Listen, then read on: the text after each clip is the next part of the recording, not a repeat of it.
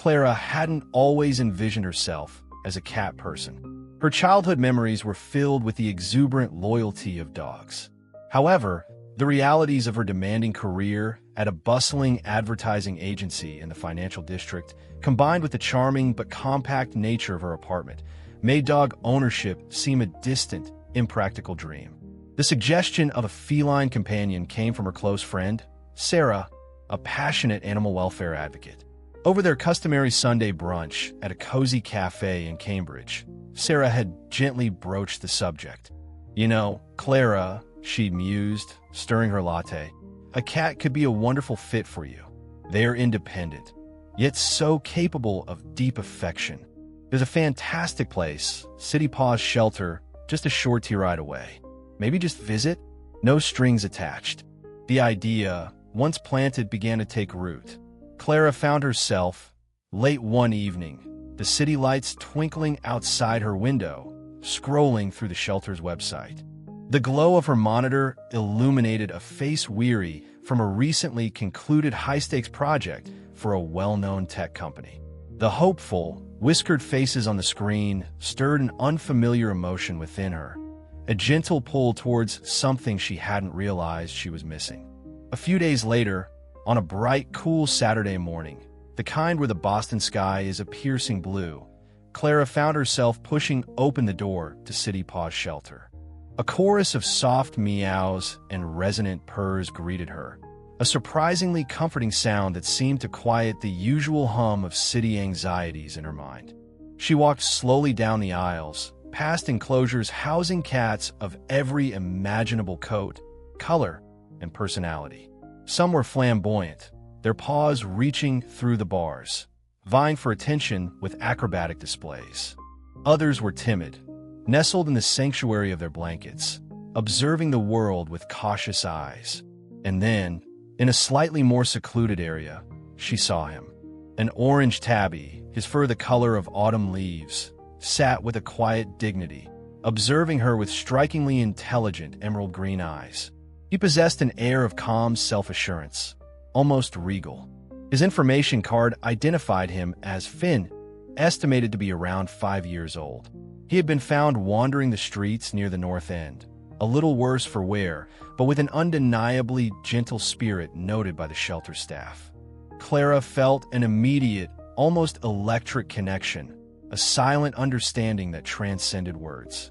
When a volunteer kindly let Finn into a private visiting room, he didn't exhibit the boisterous energy of a kitten. Instead, he approached Clara with a deliberate, measured pace. He sniffed her cautiously outstretched hand, his whiskers twitching.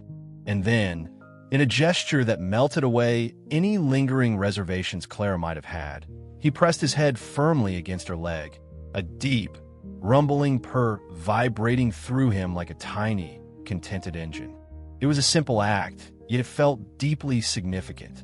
That very afternoon, Finn, whom Clara decided to rename Oliver for his dignified bearing and rich, leonine coat, began his new life in her Beacon Hill apartment. The initial weeks were a period of mutual adjustment. Oliver, at first reserved, embarked on a thorough exploration of his new domain. Every nook, every cranny, every high shelf in Clara's apartment was meticulously inspected. He would spend long stretches perched on the wide windowsill of her living room, a silent observer of the vibrant city life unfolding below, the iconic duck boats filled with tourists, the distant, mournful call of a foghorn from the harbor, the rumble of the Green Line T as it navigated the city's historic streets. Clara, in turn, began to learn Oliver's unique language and routines, his preferred napping spots, a sunbeam that painted a warm patch on the antique Persian rug, the plush velvet throw draped over her favorite armchair, his inexplicable fascination with a simple bottle cap over any store-bought toy, and the distinct, almost melodic pitch of his meow when his food bowl neared emptiness. Oliver wasn't what one might call an overtly demonstrative cat. He wasn't one for constant cuddles or demanding to be the center of attention. His affection was more nuanced, offered on his own terms, which made it all the more precious to Clara. It came in the form of a soft, unexpected headbutt against her ankle as she prepared her morning espresso, or his quiet, comforting presence beside her on the sofa as she unwound with a historical novel or a new streaming series after a draining day at the agency.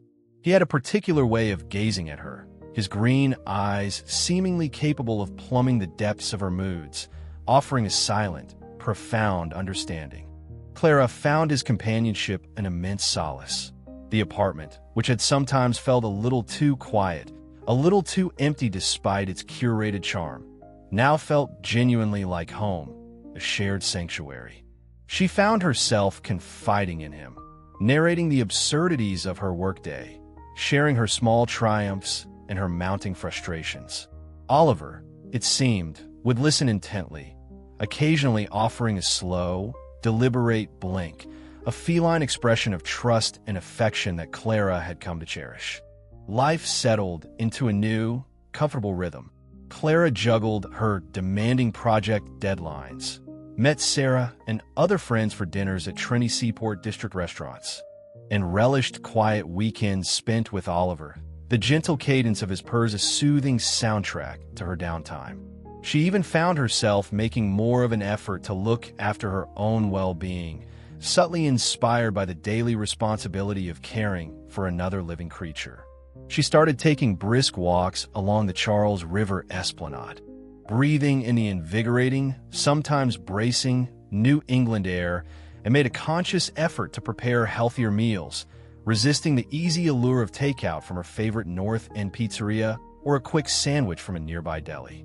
As autumn deepened into late fall, bringing with it shorter, darker days and a more persistent chill that swept in from the Atlantic, Clara found herself under an escalating wave of pressure at work. A major new client, a national gourmet coffee roaster, was preparing to launch an ambitious holiday marketing campaign, and the deadlines were unforgiving. Late nights at the office became the norm, fueled by an endless supply of coffee and sugary treats from the break room. Her walks by the river became less frequent, and her intentions for healthy eating were often supplanted by the convenience of quick, less nutritious options grabbed on the go. A persistent, gnawing fatigue settled in her bones, accompanied by a dull ache that radiated across her shoulders and an occasional, disquieting flutter in her chest. She consistently dismissed these signals as byproducts of stress. "Just have to push through this campaign," she'd murmur to herself, massaging her temples. "Once this is over, I'll take a real break. Maybe even that trip to Maine I've been dreaming about."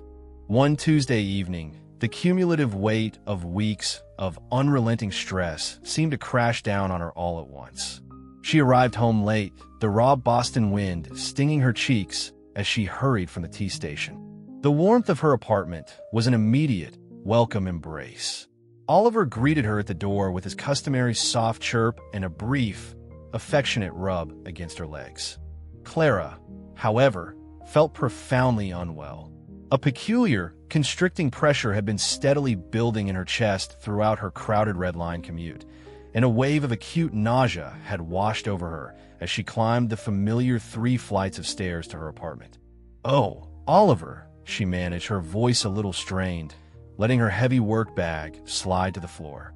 "I think that quick deli sandwich I grabbed for lunch is staging a rebellion. Probably just a bad case of indigestion."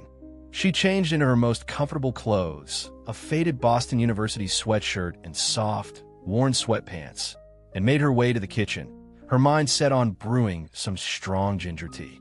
The discomfort in her chest wasn't a sharp, stabbing pain, but rather a heavy, oppressive weight, and it was now accompanied by a strange pins and needles sensation radiating down her left arm. She tried to push the rising panic aside, focusing on the familiar ritual of filling the kettle and selecting a tea bag. "It'll pass," she told herself, with a firmness she didn't quite feel. "It's always just indigestion." Her family had a history of sensitive stomachs. It seemed the most logical, least alarming explanation. Oliver, however, seemed to possess a different assessment of the situation. He usually retreated to his favored spot on the armchair after his evening meal, settling in for a meticulous grooming session or a contented nap. But tonight, he was uncharacteristically restless, almost agitated. He followed Clara into the kitchen, his tail twitching with an unusual intensity, his green eyes wide and fixed on her with an unwavering focus. He began to emit a series of short, questioning meows, a vocalization that was entirely out of character for him. "What's the matter, little guy?" Clara asked, attempting a light-hearted tone as she poured the steaming water into her mug. "You're acting very strangely tonight." She carried her tea into the living room and sank gratefully onto the sofa, hoping the warmth and a few moments of quiet would alleviate her symptoms. She switched on the television, seeking distraction in a classic sitcom rerun.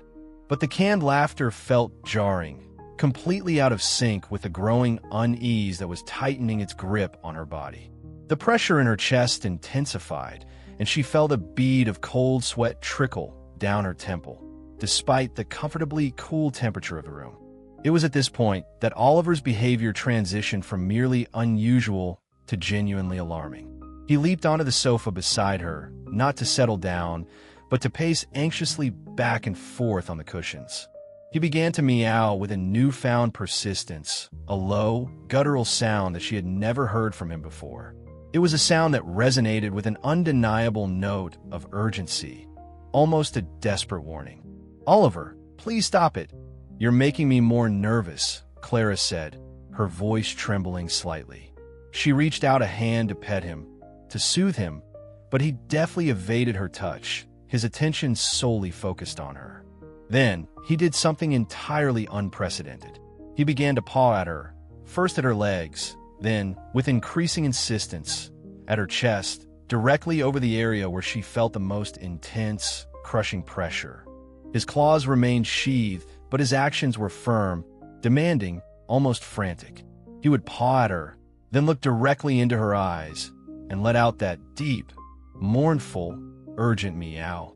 Clara was stunned, a little frightened by his intensity. "Oliver, what on earth are you doing? Get down now." But Oliver was relentless.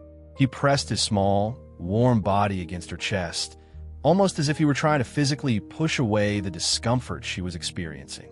His purr, normally a soft, comforting rumble, was now loud, agitated, and vibrated against her with an unsettling, almost painful intensity. He would nudge her hand insistently with his head, then return to pawing at her chest, his gaze never leaving her face. There was a palpable desperation in his actions that Clara found increasingly difficult to ignore. It was the profound, unwavering look in his eyes that finally pierced through her layers of denial. Those intelligent, emerald orbs, usually so calm and discerning, were now wide with an expression that looked unmistakably like fear, or perhaps a desperate, urgent attempt to communicate something vital. A cold, creeping dread began to wash over Clara. This wasn't her cat being playful or mischievous. This was something entirely different. The thought, as improbable as it seemed, flickered through her mind with startling clarity. He knows something is terribly wrong. He's trying to tell me something important.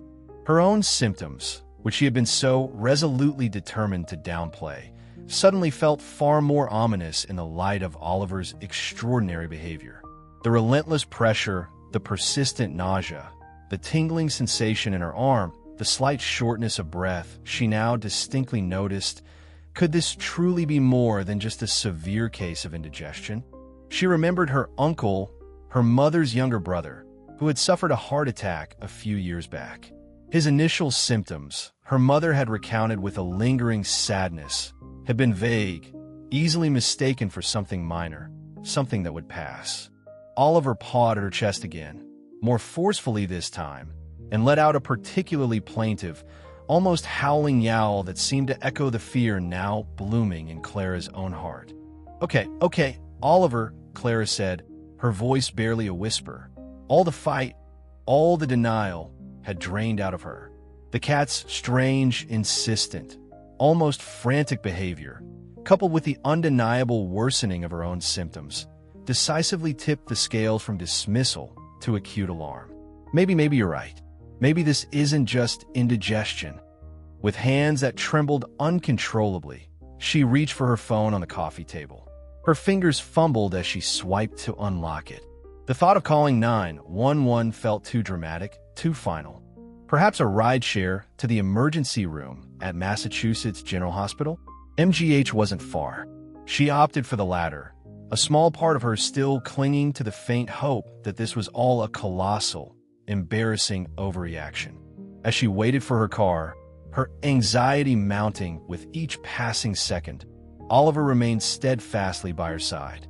He sat on the floor, looking up at her, his anxious meows softening slightly now that she was taking action, but his eyes still held that unwavering, worried expression. Clara found herself stroking his head, her fear now mingled with a profound, almost surreal sense of gratitude towards this small, furry creature who seemed to understand, perhaps better than she did, the grave danger she was in. The ride to the hospital was a blur of flashing city lights and overwhelming anxiety. The familiar Boston streetscape seemed to smear past the window, a stark, indifferent backdrop to the turmoil raging inside her. She kept replaying Oliver's actions in her mind. It seemed so utterly far-fetched, so beyond the realm of logical explanation. Yet his behavior had been so undeniably out of character, so specifically targeted, so utterly insistent.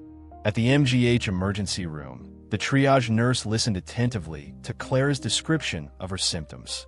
The nurse's expression grew perceptibly more serious as Clara, prompted by the vivid image of Oliver's insistent pawing, made sure to emphasize the severe chest pressure. Things moved with an almost startling swiftness after that. An EKG was administered almost immediately. Blood was drawn for urgent analysis. Clara sat on the edge of a narrow examination bed, the sterile, antiseptic smell of the hospital filling her nostrils, her heart pounding erratically. Or was it the relentless pressure building again? A doctor, a woman with kind, reassuring eyes and a calm, professional demeanor, entered the cubicle a short while later, holding a medical chart. "Ms. Miller," she began, her tone gentle but unmistakably firm. "Your EKG and initial blood work are showing some significant abnormalities. We have strong reason to believe you're currently experiencing a heart attack." The words struck Clara with the force of a physical blow. A heart attack? At her age? She exercised, well, sometimes. She tried to eat healthily, mostly. It just didn't seem possible. But the quiet certainty in the doctor's voice, the gravity in her expression, left no room for doubt or denial. "The good news," the doctor continued, offering a small, encouraging smile, "is that you came in when you did. Timing is critical in these situations. We need to act quickly. We're going to take you for an angiogram, and it's highly likely we'll proceed with an angioplasty to open up the blocked artery." As the efficient medical team prepped her for the urgent procedure, Amelia's thoughts kept circling back to Oliver. If it hadn't been for his bizarre, unyielding, almost desperate behavior, would she have made the decision to come to the hospital? Or would she have taken a couple of antacids, gone to bed, and simply hoped for the best, dismissing her body's cries for help? The chilling thought sent an involuntary shiver down her spine. Her indigestion could very well have been fatal. The angioplasty was successful. The cardiac team found a significant, life-threatening blockage in one of her major coronary arteries, the kind often referred to ominously as a widowmaker. As she lay in her hospital bed in the cardiac care unit the following morning, feeling weak but overwhelmingly relieved and profoundly grateful, the cardiologist, Dr. Chun, came to see her. "You're a very fortunate woman, Ms. Miller," Dr. Chun said, reviewing her chart with a thoughtful expression. "That was a serious cardiac event. Coming to the ER as quickly as you did made all the difference in preventing extensive, irreversible damage to your heart muscle. May I ask what prompted you to seek medical attention when you did? Many people, unfortunately, tend to ignore or misinterpret these symptoms for far too long." Clara hesitated for a moment, a faint, weary smile touching her lips. "Actually, doctor," she said, her voice still a little weak, "it was my cat." Dr. Chun raised an eyebrow, a flicker of polite surprise in his professional gaze. Clara then recounted the extraordinary story of Oliver's behavior, the insistent, targeted pawing at her chest, the unusual, urgent meows, the look of sheer feline panic in his intelligent green eyes. As she spoke, she could see a mixture of professional skepticism and genuine intrigue on the doctor's face. "Well," Dr. Chun said slowly after she had finished her account, "I've certainly heard anecdotal reports of pets, particularly dogs, sensing impending seizures or dangerous diabetic episodes in their owners. But for a cat to react so specifically to a heart attack is quite remarkable. There's no definitive scientific explanation for how they might sense these things. Perhaps they detect subtle changes in scent due to biochemical shifts in the body, or they are incredibly attuned to our distress signals in ways we don't fully comprehend. Whatever the mechanism, Ms. Miller, that cat of yours performed an invaluable service. He essentially saved your life." Tears welled up in Clara's eyes, tears of relief, of gratitude, of sheer wonder. It was undeniably true. Her sensible, sometimes aloof, but always observant orange tabby cat had been her guardian angel, cloaked in fur and armed with an inexplicable intuition. Her friend Sarah visited her later that afternoon, her face a mask of concern that quickly dissolved into profound relief and then utter amazement as Clara shared the incredible story of Oliver's intervention. "Oh my goodness, Clara. Oliver? I always knew cats were special, truly intuitive creatures, but this is beyond anything I could have imagined. He's a genuine hero." The following days in the hospital were filled with enforced rest, further tests, and comprehensive consultations about necessary lifestyle changes. Clara knew, with a certainty that settled deep in her bones, that she had been given a precious second chance, and she was determined to take it seriously. No more ignoring her body's warning signals. No more relentlessly prioritizing work deadlines over her fundamental well-being. The day she was discharged, the primary emotion coursing through her was an overwhelming, yearning desire to get home to Oliver. As Sarah carefully drove her back through the familiar Boston streets towards her Beacon Hill apartment, Clara felt a profound sense of gratitude for the life she was returning to, a life she now cherished with a newfound, fierce intensity. When she slowly opened her apartment door, Oliver was there, sitting in his customary spot by the entrance, a small, furry sentinel, as if he had been patiently, knowingly, waiting for her return. He looked up at her, let out a soft, gentle meow, his normal, contented meow this time, and walked towards her, winding himself around her legs in a gesture of welcome. Clara carefully, tenderly knelt down, her chest still a little sore, but her heart overflowing, and buried her face in his soft, fragrant orange fur. "Oh, Oliver," she whispered, her voice thick with unshed tears and overwhelming emotion. Thank you, my brave, sweet boy." Oliver purred, a deep, resonant, comforting sound that vibrated through her and butted his head gently against her chin.